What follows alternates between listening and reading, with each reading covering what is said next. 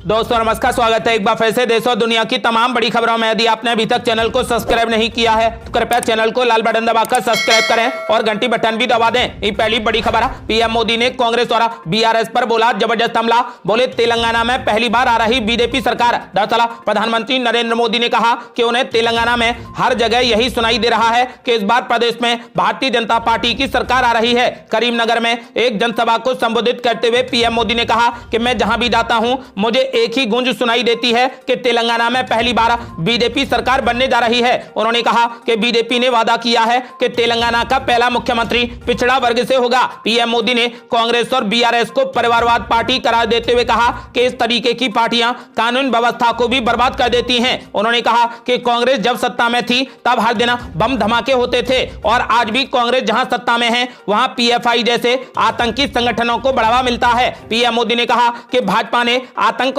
पर करारी चोट की है, बीआरएस ने यहां की कानून व्यवस्था को बर्बाद कर दिया है। उन्होंने अपने संबोधन में कांग्रेस और तेलंगाना के मुख्यमंत्री केसीआर पर लगातार हमला बोला। उन्होंने लोगों से कहा कि कांग्रेस और केसीआर ने आपको धोखा देने का कोई भी मौका नहीं छोड़ा। जब कोई परिवारवाद, भ्रष्टाचार और तुष्टीकरण का नाम लेता है तो तुरंत बीआरएस और कांग्रेस जैसे दल ही दिखते हैं। पीएम मोदी ने कहा कि कांग्रेस के विधायक कब बीआरएस में चले जाएं इसकी कोई गारंटी नहीं, इसीलिए तेलंगाना में कोई भी कांग्रेस को वोट नहीं देगा।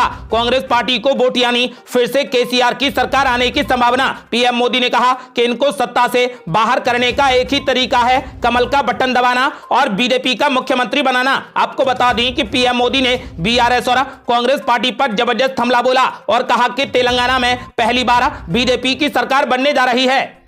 अगली बड़ी खबर, बीजेपी ने मुस्लिम आरक्षण खत्म करने का कर दिया ऐलान तो बेचैन हो गए ओवैसी। बोले मुसलमानों को डॉक्टर और इंजीनियर बनते नहीं देखना चाहती बीजेपी। दरअसल एआईएमआईएम के अध्यक्ष असदुद्दीन ओवैसी ने मुसलमानों के आरक्षण के मुद्दे पर भारतीय जनता पार्टी पर जमकर हमला बोला। तेलंगाना में प्रचार के दौरान असदुद्दीन ओवैसी ने मुसलमानों को मिले आरक्षण की 4 वजह भी गिनाई। साथ ही उन्होंने बीजेपी पर समुदाय से नफरत करने के आरोप भी लगाए। तेलंगाना में 30 नवंबर को वोट डाले जाने हैं। खबरें हैं कि केंद्रीय गृह मंत्री अमित शाह ने ऐलान किया है कि मुस्लिमों का 4% आरक्षण खत्म कर अनुसूचित जाति और अनुसूचित जनजाति में बांट दिया जाएगा। अब एआईएमआईएम के अध्यक्ष असदुद्दीन ओवैसी ने कहा कि भाजपा झूठ बोल रही है। तेलंगाना और आंध्र प्रदेश में मुसलमानों को आरक्षण धर्म की वजह से नहीं दिया गया है। असदुद्दीन ओवैसी ने भाजपा पर समुदाय से नफरत करने के आरोप भी लगाए हैं। उन्होंने कहा कि भाजपा मुसलमानों को डॉक्टर, इंजीनियर और नर्स बनते नहीं देखना चाहती। आपको बता दें कि गृह मंत्री अमित शाह ने तेलंगाना में ऐलान कर दिया है कि यदि बीजेपी की तेलंगाना में सरकार बनी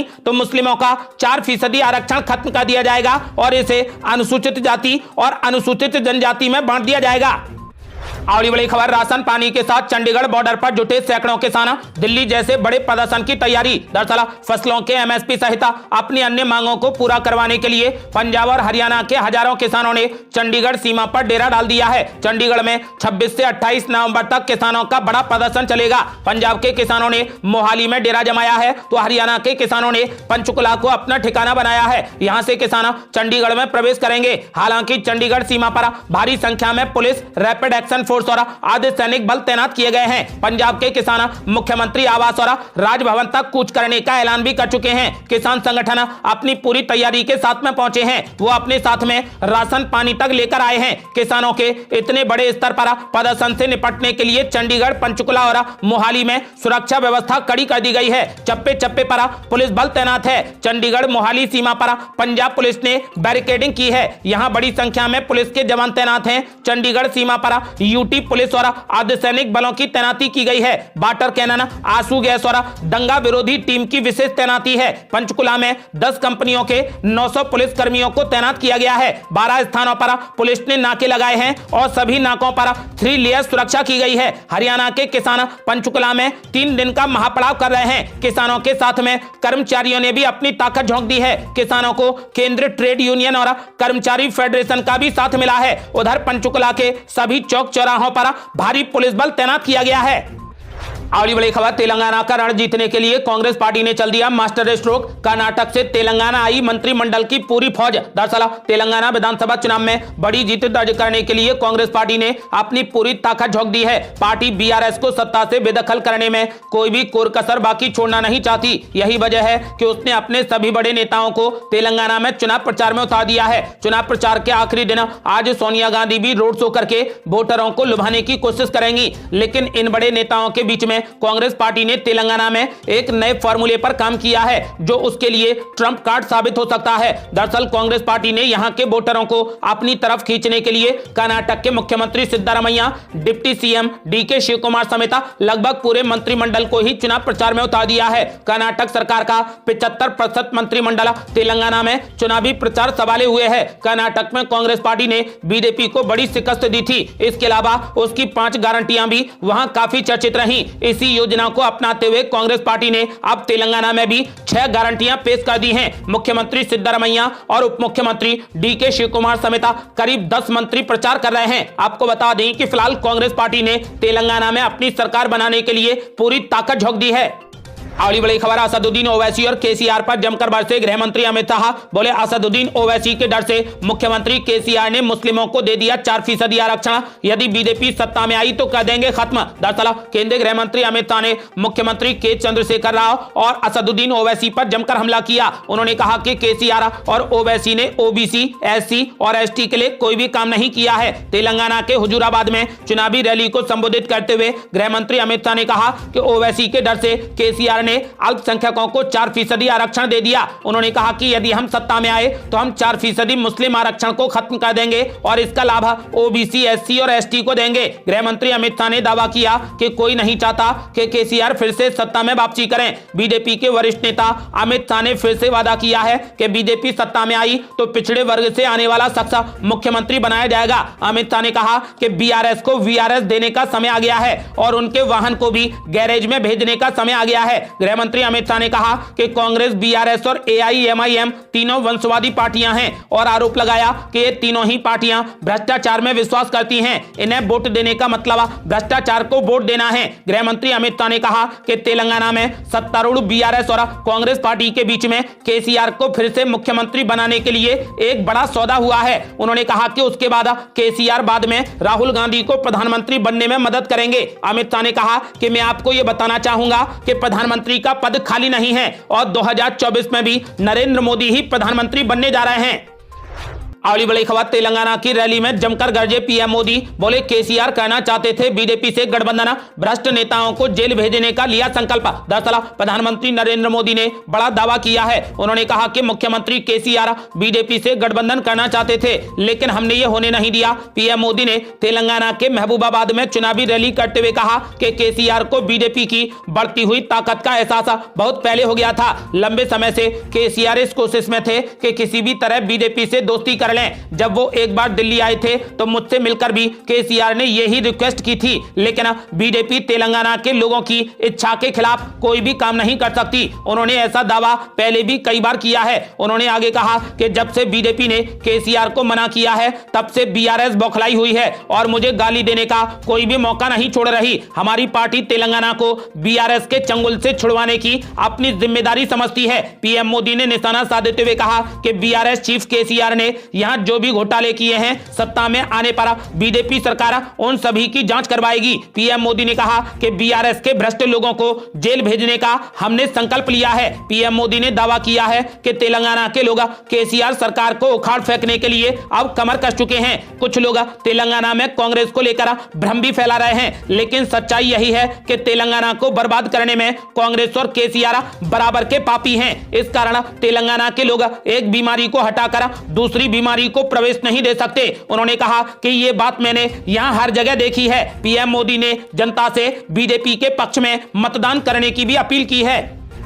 अगली बड़ी खबर, सिद्धारमैया सरकार को चुनाव आयोग ने भेज दिया नोटिस। तेलंगाना में छपवाए थे कर्नाटक सरकार के विज्ञापन। दरअसल चुनाव आयोग ने सिद्धारमैया के नेतृत्व वाली कर्नाटक सरकार को नोटिस जारी कर दिया है। इलेक्शन कमीशन ने तेलंगाना में सरकारी विज्ञापन देकर आदर्श आचार संहिता के कथित उल्लंघन पर यह नोटिस जारी किया है। चुनाव पैनल ने बताया कि बीजेपी और तेलंगाना की सत्तारूढ़ बीआरएस ने कहा था कि कर्नाटक सरकार ने कई न्यूज़पेपर के हैदराबाद एडिशन में विज्ञापन प्रकाशित किए हैं। हिंदुस्तान टाइम्स की रिपोर्ट में कहा गया है कि चुनाव आयोग ने कहा है कि उसने अपने रिकॉर्ड की जांच की और पाया कि ना तो कांग्रेस को ऐसी मंजूरी दी गई थी और ना ही कर्नाटक सरकार का ऐसा कोई आवेदन निर्णय के लिए लंबित है। चुनाव आयोग के नोटिफिकेशन में कहा गया है कि कर्नाटक सरकार ने चुनावी राज्य तेलंगाना में प्रसारित होने वाले अखबारों में सरकार की कल्याणकारी योजनाओं और उपलब्धियों वाला विज्ञापन दिया है, जो कि आयोग के निर्देशों का घोर उल्लंघन है। चुनाव आयोग ने मामले में कर्नाटक सरकार से आज स्पष्टीकरण देने को कहा है। साथ ही इलेक्शन कमीशन ने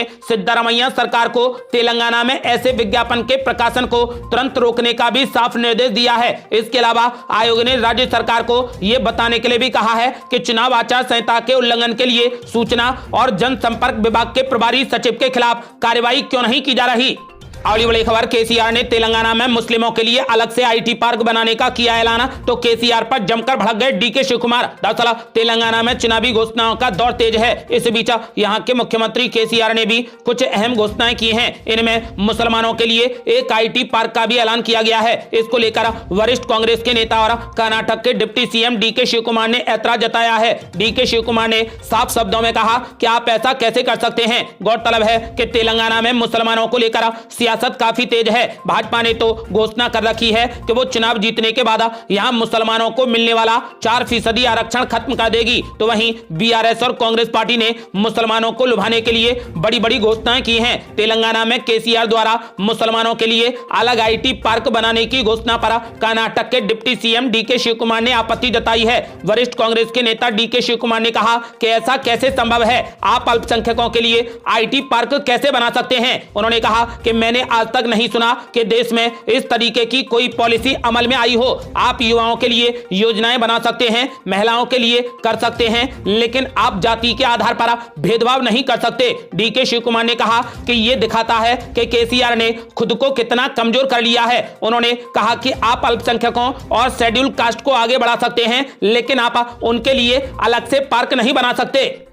अगली बड़ी खबर, उपराष्ट्रपति जगदीप धनखड़ ने कर दिया बड़ा ऐलान। बोले महात्मा गांधी पिछली सदी के महापुरुष थे और नरेंद्र मोदी इस सदी के युग पुरुष हैं। दरअसल उपराष्ट्रपति जगदीप धनखड़ ने महात्मा गांधी को पिछली सदी का महापुरुष बताते हुए प्रधानमंत्री नरेंद्र मोदी को इस सदी का युग पुरुष करार दिया। जैन विचारक और दार्शनिक श्रीमद रामचंद्र जी की जयंती समारोह में जगदीप धनखड़ ने कहा कि महात्मा गांधी ने सत्याग्रह और अहिंसा के माध्यम से हमें अंग्रेजों की गुलामी से मुक्त करवाया और भारत के सफल प्रधानमंत्री नरेंद्र मोदी हमें उस रास्ते पर ले गए जहां हम हमेशा जाना चाहते थे। मैं आप लोगों को एक बात बताना चाहता हूं कि महात्मा गांधी पिछली सदी के महापुरुष थे और नरेंद्र मोदी इस सदी के युग पुरुष हैं। जगदीप धनखड़ ने कहा कि दो महान हस्तियों राष्ट्रपिता महात्मा गांधी और पीएम नरेंद्र मोदी में एक बात समान है। उन्होंने श्रीमद रामचंद्र जी को प्रतिबिंबित किया है। उन्होंने कहा कि इस राष्ट्र के विकास का विरोध करने वाली ताकतें और देश के उत्थान को पचा न पाने वाली ताकतें अब एक साथ आ रही हैं। जब भी देश में कुछ अच्छा होता है तो ये लोग एक अलग मुद्रा में आ जाते हैं। उन्होंने कहा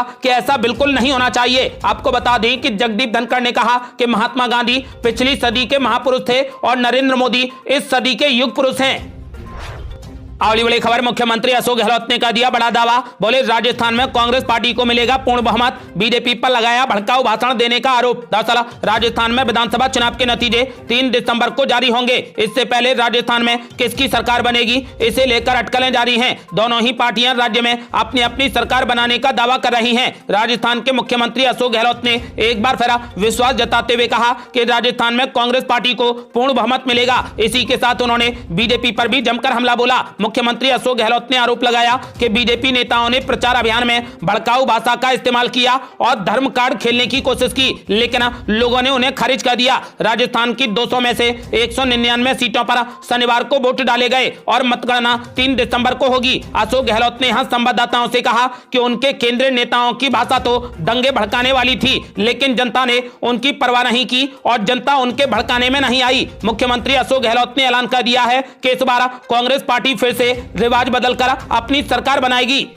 अगली बड़ी खबर, पीएम मोदी ने तेजस में भरी उड़ान तो ममता बनर्जी के नेता शांतनु सेन के बिगड़े बोले कहीं क्रैश ना हो जाए जेट। अब बीजेपी ने शांतनु सेन को बर्खास्त करने की मांग। दरअसल तेजस विमान से प्रधानमंत्री नरेंद्र मोदी को उड़ान भरने पर ममता बनर्जी के नेता शांतनु सेन की क्रैश वाली टिप्पणी पर बीजेपी ने जमकर हमला किया। शहजाद पूनावाला ने कहा कि ये लोग प्रधानमंत्री मोदी से नफरत करते हैं। दरअसल टीएमसी सांसद शांतनु सेन ने कहा कि मुझे थोड़ा डर लग रहा है कि देश में प्रधानमंत्री नरेंद्र मोदी थे तो इसरो फेल हो गया। अभिनेत्री कंगना रनौत ने प्रधानमंत्री मोदी से मिली तो उनकी फिल्म सुपर फ्लॉप हो गई। क्रिकेटर विराट कोहली ने नरेंद्र मोदी से हाथ मिलाया तो लगातार 3 साल तक उनका शतक नहीं बना। विश्व कप में लगातार 10 मैच जीतने के बाद भी भारत हार गया क्योंकि पीएम मोदी स्टेडियम में गए। उन्होंने कहा कि मुझे डर है कि कहीं तेजस क्रैश न हो जाए। आपको बता दें कि अब इस पर बीजेपी ने जबरदस्त हमला किया। शहजाद पूनावाला ने कहा कि पीएम मोदी और बीजेपी से नफरत करते करते आप लोग भारत की वायु सेना से नफरत करने लगे हैं। आप तेजस के क्रैश होने की कामना करने लगे। मुख्यमंत्री ममता बनर्जी, यदि आप में राष्ट्रभक्ति का थोड़ा सा भी अंश है तो शांतनु सेन को पार्टी से और संसदी से तुरंत बर्खास्त कर दीजिए। शांतनु सेन कह रहे हैं कि प्लेन ही क्रैश हो जाए, इससे सेना और वायु सेना को नुकसान होगा। उन्होंने कहा कि जो कामना पाकिस्तान और चीन करते होंगे वही कामना इनके नेता कर रहे हैं। आपको बता दें कि फिलहाल बीजेपी ने शांतनु सेन को पार्टी और संसदी से बर्खास्त करने की मांग की है। ये थी अब तक की बेहद बड़ी खबरें। रोजाना की ताजा खबरों को जानने और हमसे जुड़ने के लिए चैनल को लाल बटन दबाकर सब्सक्राइब करें और घंटी बटन भी दबा दें। जल्दी मिलते हैं बड़ी अपडेट के साथ, तब तक के लिए जय हिंद, जय भारत।